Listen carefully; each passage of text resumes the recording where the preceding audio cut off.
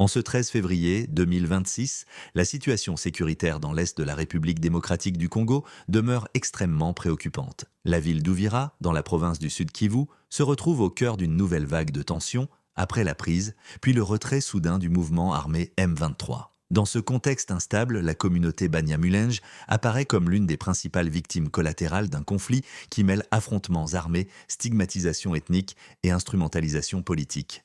La brève occupation d'Uvira par le M23 a profondément bouleversé l'équilibre déjà fragile de la ville. Si le retrait du groupe rebelle a été présenté comme un geste dicté par des pressions diplomatiques, il a surtout laissé derrière lui un climat de peur, d'incertitude et de méfiance généralisée parmi les habitants. Le retour des forces armées congolaises, accompagnées de milices locales pro-gouvernementales connues sous le nom de Wazalendo, n'a pas apporté le soulagement espéré.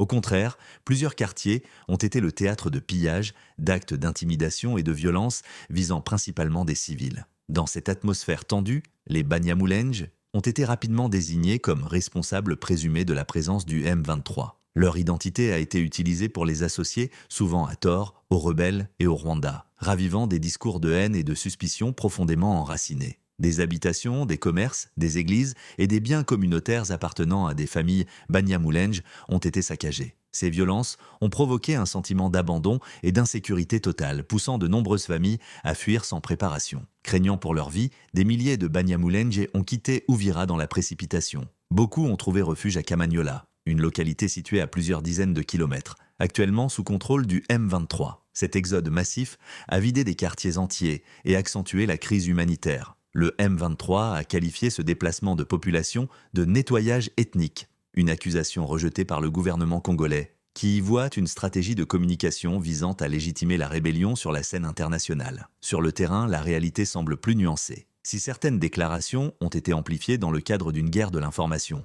des abus bien réels contre des civils Banyamulenge ont été rapportés par des témoins et des acteurs locaux. Les Banyamulenge restés à Uvira décrivent une situation encore fragile. Bien que certains signes de retour au calme soient observés, la peur persiste, notamment à cause de tirs sporadiques et de la présence continue de groupes armés. Parallèlement, des gestes de solidarité ont été signalés. Des voisins issus d'autres communautés ont parfois tenté de protéger des familles Banyamulenge, montrant que la cohabitation pacifique demeure possible malgré les tensions. La crise actuelle s'inscrit dans une longue histoire de marginalisation de la communauté Banyamulenge. Depuis l'époque coloniale, celle-ci a été exclue des structures coutumières et privée d'un accès équitable à la terre et à la reconnaissance politique. Après l'indépendance, leur citoyenneté a souvent été remise en question, les exposant à des discriminations répétées et à des violences cycliques, notamment lors des conflits armés successifs dans l'est du pays. Ces frustrations historiques ont favorisé l'émergence de groupes d'autodéfense dans les hauts plateaux, certains s'alliant à des mouvements rebelles dans l'espoir de garantir leur survie. La résurgence du M23 depuis 2021 a encore durci les divisions communautaires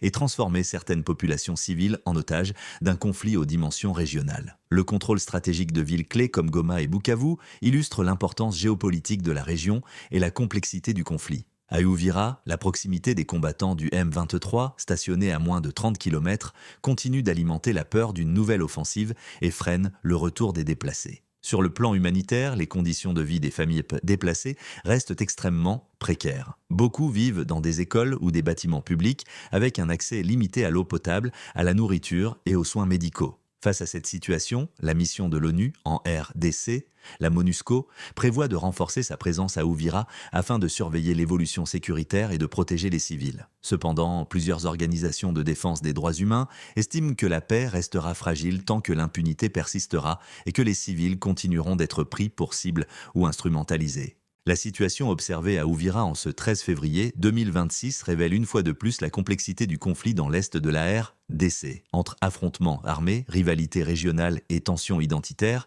les populations civiles, en particulier les Banyamulenge, continuent de payer un lourd tribut. Sans garantie claire de sécurité, de justice et de coexistence pacifique, la stabilité restera incertaine et la paix difficile à atteindre. Bienvenue sur Qui vous connecte info, abonnez-vous à notre chaîne pour suivre une information crédible, professionnelle et indépendante sur la RDC et la région des Grands Lacs. Qui vous connecte info, l'actualité expliquée au cœur du terrain.